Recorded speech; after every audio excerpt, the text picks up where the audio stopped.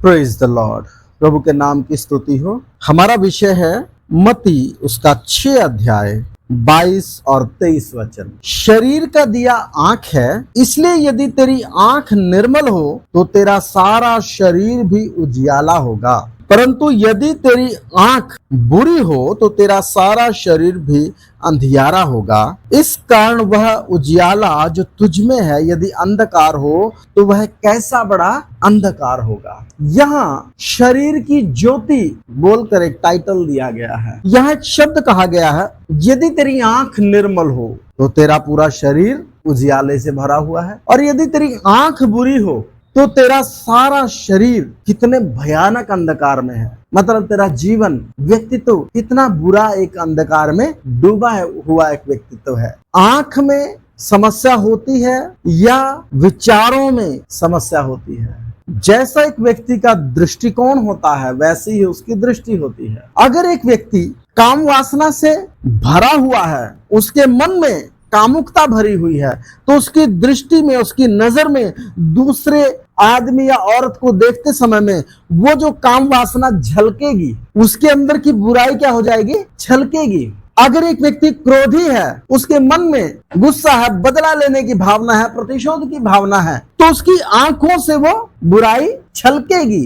इस वचन को हम किसी भी संदर्भ में ले सकते हैं। ये एक सिद्धांत है। इस सिद्धांत को हम मानवीय विचारों के अलग अलग प्रगटीकरण के तौर पर, जो उनकी मनोदशा है उसके तौर पर जो प्रगटीकरण है आंखों के द्वारा या शरीर के अलग अलग अंगों के द्वारा, उसको देख और समझ सकते हैं। लेकिन यहाँ विषय क्या है? यहाँ विषय धन से जुड़ा हुआ है। पीछे जब यीशु मसीह ने बात की तो धन के ऊपर यीशु मसीह के अपना सारा धन बेचकर क्या करो? कंगालों को दे दो, स्वर्ग में तुम्हें बड़ा क्या मिलेगा? धन मिलेगा। यहाँ यीशु मसीह जिस परिप्रेक्ष्य में बात कर रहे हैं उसके दृष्टिकोण में उस समय के लोग और उनकी विचारधारा है। क्या विचारधारा है? कि जिस पर परमेश्वर की आशीष होती है उसको परमेश्वर इस संसार की सारी आशीषों को क्या करता है? देता है। और इस विचार को और ज्यादा प्रबल करते हुए लोग इस संसार के धन दौलत को इकट्ठा करके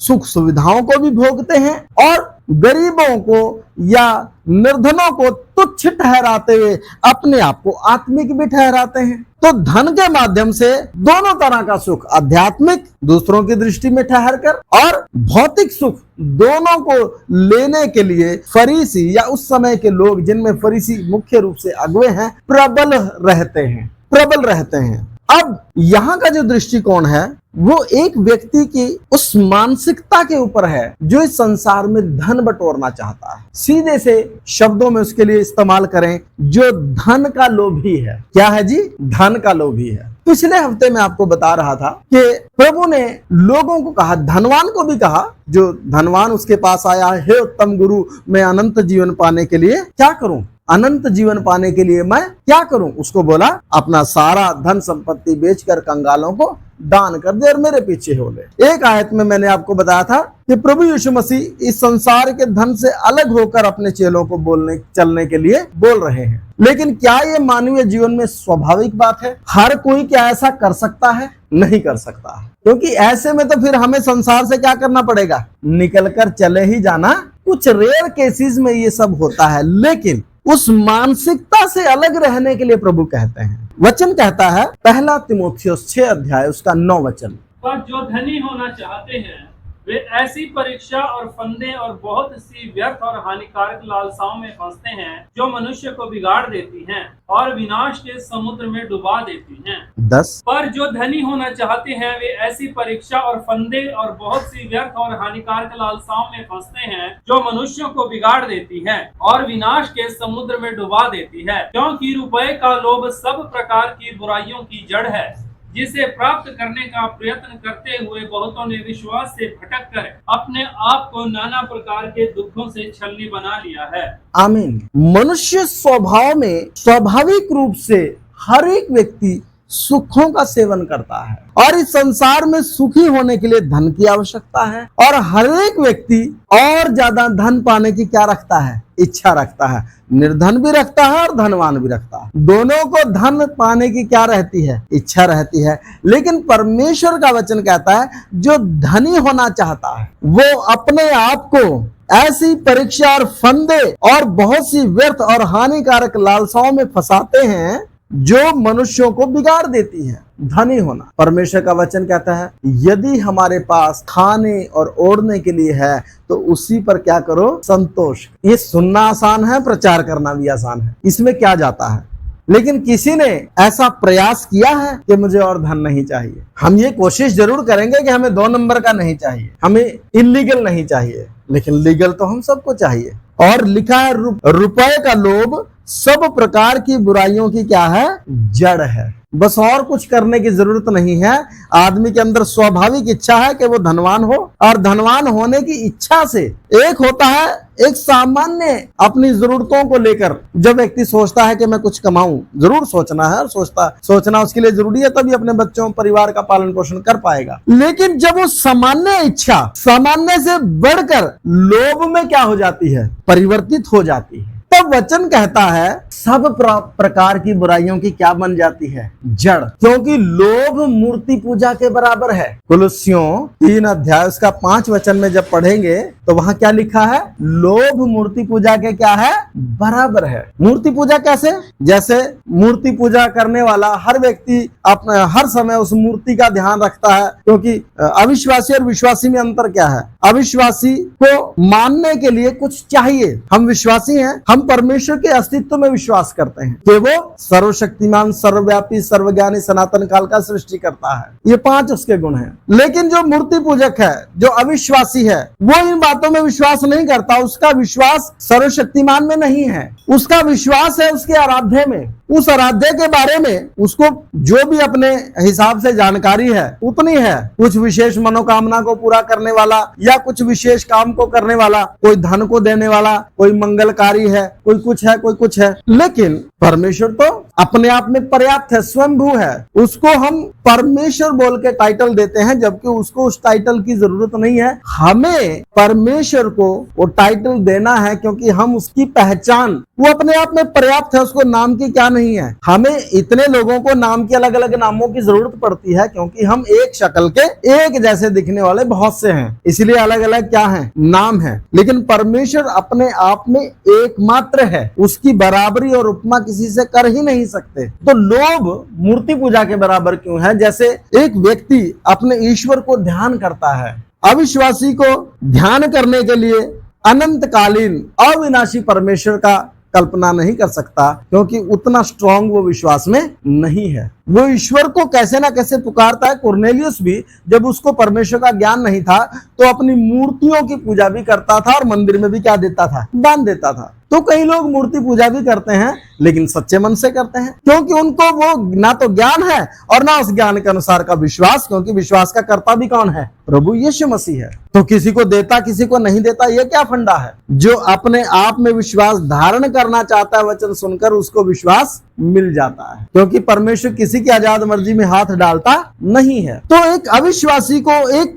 आकार चाहिए जिसको वो अपने मन में बिठाकर उसकी आराधना कर सके। तो लोभ मूर्ति पूजा के बराबर है। एक लोभी की जो हमेशा वो अपने स्वार्थ को पूरा करने के लिए, धन को पाने के लिए साम दाम दंड भेद तमाम तरह की युक्तियां लगाता है, वो सही और गलत को अंतर नहीं करता है। क्यों? उसका ईश्वर कौन है? का धन है। इसलिए आगे भी जब हम पढ़ते हैं तो एक व्यक्ति 2 स्वामियों की सेवा नहीं कर सकता। मत्ती 19 से हम धन के विषय को प्रभु यीशु मसीह के द्वारा पढ़ते हैं और यही विषय कंटिन्यू चल रहा है। फरीसियों के अंदर जो रुपए के प्रति लोभ है, पैसे के प्रति लोभ है, उस लोभ को यीशु मसीह क्या कर रहा है? पब्लिकली दिखा रहा है। मरकुस 12 अध्याय 38 से 40। उसने अपने उपदेश में उनसे कहा, शास्त्रियों से चौकस रहो, जो लंबे लंबे चोगे पहने पहने हुए फिरना और बाजारों में नमस्कार और आराधनालयों में मुख्य मुख्य आसन और भोज में मुख्य मुख्य स्थान भी चाहते हैं। वे विधवाओं के घरों को खा जाते हैं और दिखाने के लिए बड़ी देर तक प्रार्थना करते रहते हैं। ये अधिक दंड पाएंगे।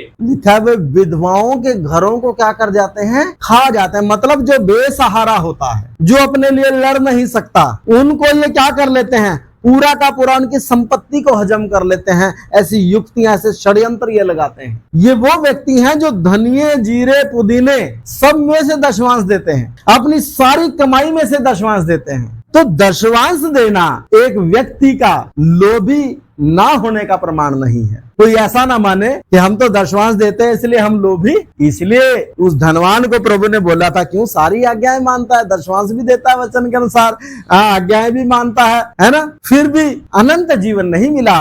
फिर प्रभु ने उस पर दृष्टि की और उसे क्या किया, प्रेम किया। और प्रेम करके क्या बोला, तू और दुगना क्या हो जाए, तेरा व्यापार हो जाए। यीशु मसीह अगर प्रेम की दृष्टि डाले, व्यापार दुगना हो रहा था या कुछ और हो रहा था? अपना सब कुछ बेचकर कंगालों को क्या कर दे, अपना सब कुछ बेचकर कंगालों को दे दे। स्वर्ग में तुझे बड़ा क्या मिलेगा, ये करेंसी वहां चलती नहीं है, क्या मिलेगा? सड़कें वहां सोने की हैं, क्या वहां आप रखोगे, कौन सा ट्रेजर, क्या करोगे? तो फिर कौन सा धन मिलेगा? लिखा, आंख ने नहीं देखा, कान ने नहीं सुना और मनुष्य के चित्त में भी वो बातें नहीं चढ़ी। विधवाओं के घर को खा जाते हैं। परमेश्वर चाहते हैं, इसलिए प्रभु ने नस पर हाथ रखा। कईयों की कहां हाथ रखा, नस पर हाथ रखा।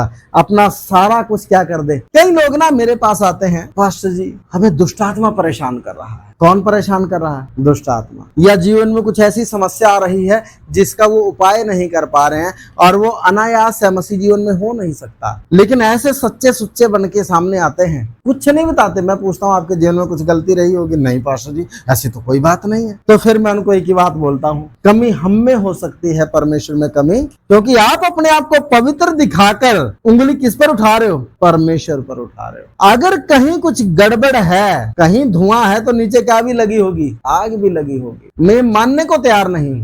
कुछ लोगों को दुष्टात्मा तंग करने लगा है, लेकिन मानने को तैयार नहीं है कि हम में कोई गलती है। वाह क्या बात है, उसकी सुरक्षा में कमी बता रहे हैं। और जब खोद के निकालो तो कुछ और ही निकलेगा। ऐसा जीवन जी रहे हैं जिसमें गलती करके भी एहसास तक नहीं कर पा रहे हैं, इस हालत में आ गए हैं। और फिर बताते क्या हैं कि हम तो बिल्कुल क्या हैं, ठीक हैं। किस पर उंगली उठा रहे हो फिर? परमेश्वर। प्रभु यीशु ने कहा था, इस संसार का सरदार आता है, उसका मुझ में कुछ नहीं। मैंने संसार को जीत लिया। मैंने तुम्हें सांपों, बिच्छुओं और शत्रु की सारी सामर्थ पर क्या किया है? सांपों बिच्छों को रौंदने का और शत्रु की सारी सामर्थ पर अधिकार दिया। फिर वो कैसे सिर पे चढ़ गया है? कहीं ना कहीं कुछ गड़बड़ जी है। अय्यूब के चारों तरफ घूम रहा है शैतान, क्या बोल के, तूने तो इसके चारों तरफ क्या बांधा है? बाड़ा बांधा है। और यहाँ मैं देखता हूँ कईयों के बाड़े खुल गए हैं, लेकिन उनको पता ही नहीं है। या तो फिर आप इतने धर्मी हैं कि परमेश्वर ने थोड़े समय के लिए क्या खोला है, या तो ये हो सकता है, या फिर आपने कुछ ऐसा किया है कि आपने उस बाड़े में क्या कर दिया है, सेंध मारने के लिए जगह दे दी। भजन संहिता 10 अध्याय उसका 3 वचन। क्योंकि दुष्ट अपनी अभिलाषा पर घमंड करता है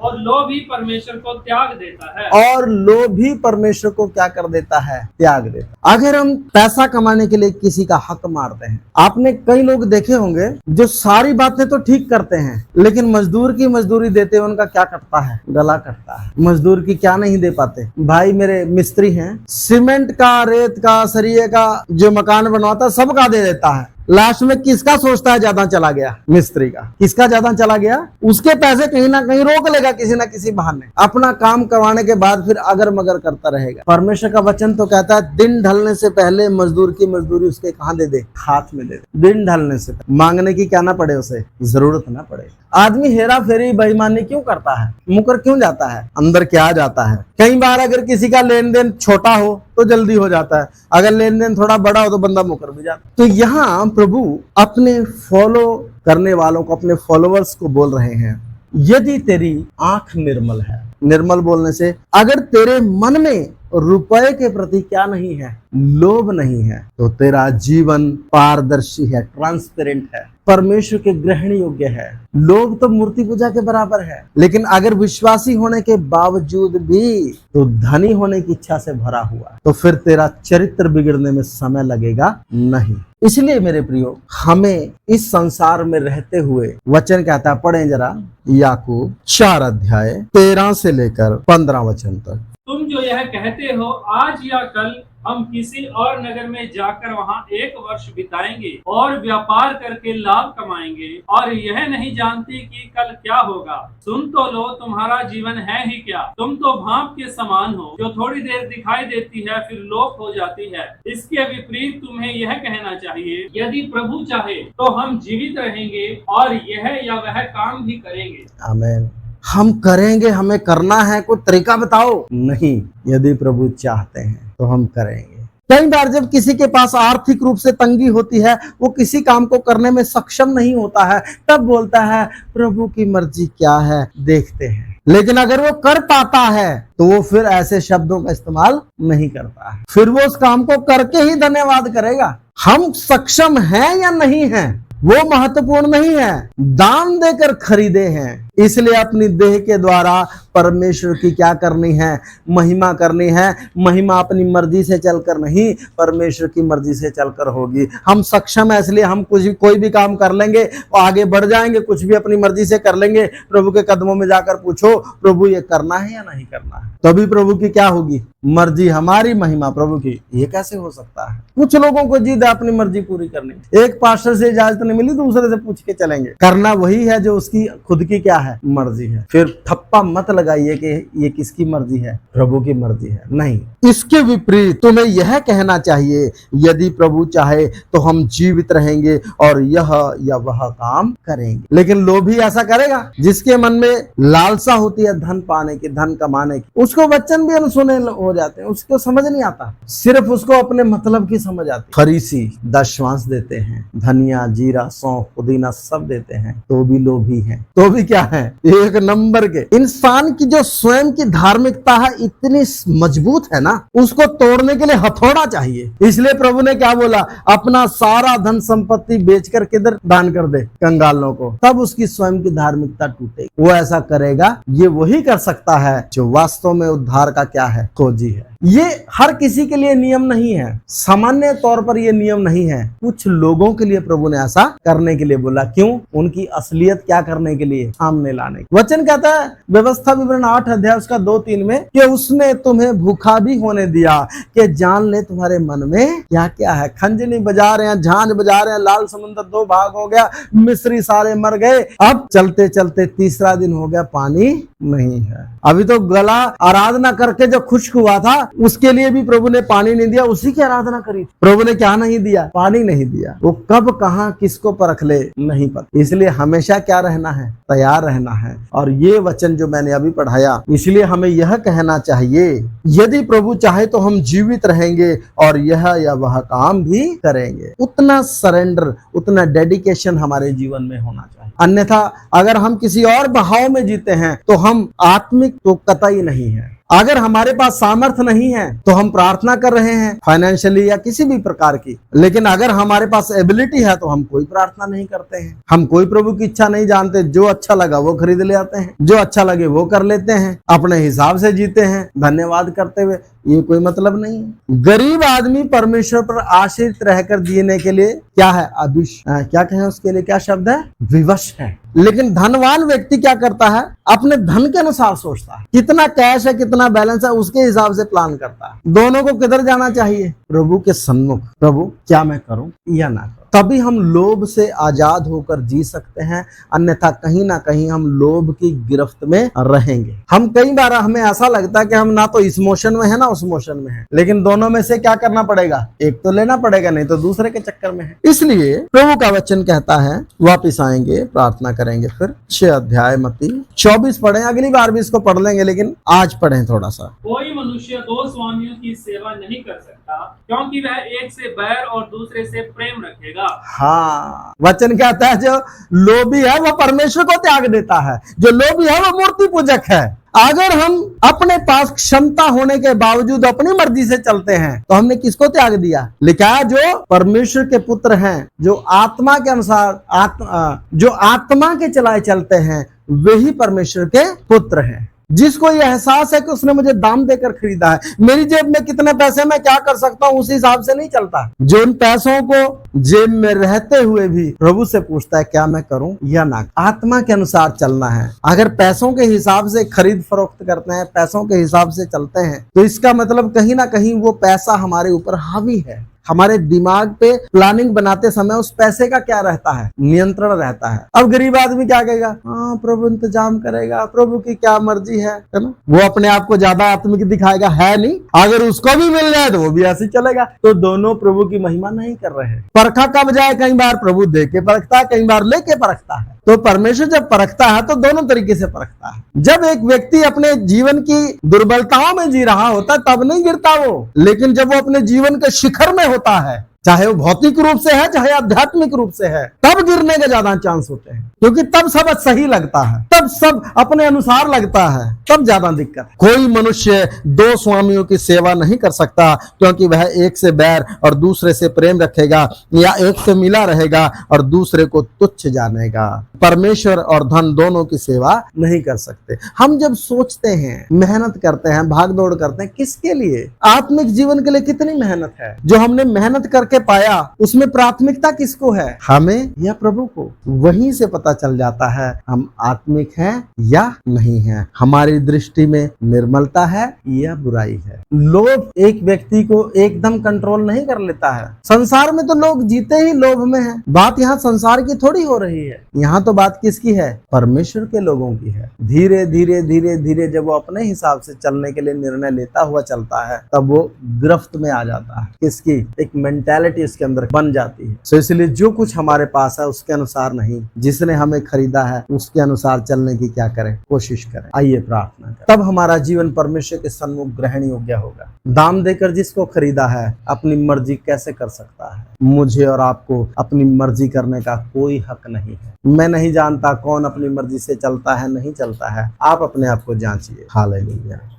आज जब हम फैसले लेते हैं, किस आधार पर लेते हैं? अपने जीवन में निर्णय लेने के लिए अपने मन में क्या विचार करते हैं? अपनी क्षमताओं को देखते हैं, और अगर क्षमता नहीं है तो प्रार्थना करते हैं। बल्कि अपनी क्षमता और अक्षमता में दोनों में प्रभु के पास जाएं, प्रभु की इच्छा को जानें, उसकी हजूरी का जीवन जिएं। समस्या यहाँ है कि हमारे पास प्रभु के कदमों में जाकर बैठने का उतना समय ही नहीं। हमने अपने आप को उतना व्यस्त कर लिया है। मेरे प्रियो, हमें प्रभु के लिए हमेशा अपने आप को उपलब्ध कराना है। 4 साल की उम्र में शमूएल को परमेश्वर ने पुकारा। शमूएल कहता है क्या आज्ञा। 80 साल के बूढ़े मूसा को परमेश्वर ने पुकारा। मूसा कहता है क्या आज्ञा। क्या हमारे जीवन में जब परमेश्वर हमें पुकारे, क्या हम उपस्थित हैं ये बोलने के लिए कि क्या आज्ञा? प्रभु मेरी नहीं तेरी इच्छा पूरी हो। निर्दोष होने के बावजूद प्रभु ने क्या प्रार्थना किया? हे पिता, हो सके तो टल जाए, तो भी मेरी नहीं तेरी इच्छा। मेरे प्रियो, जरूरी है कि हम अपने जीवन में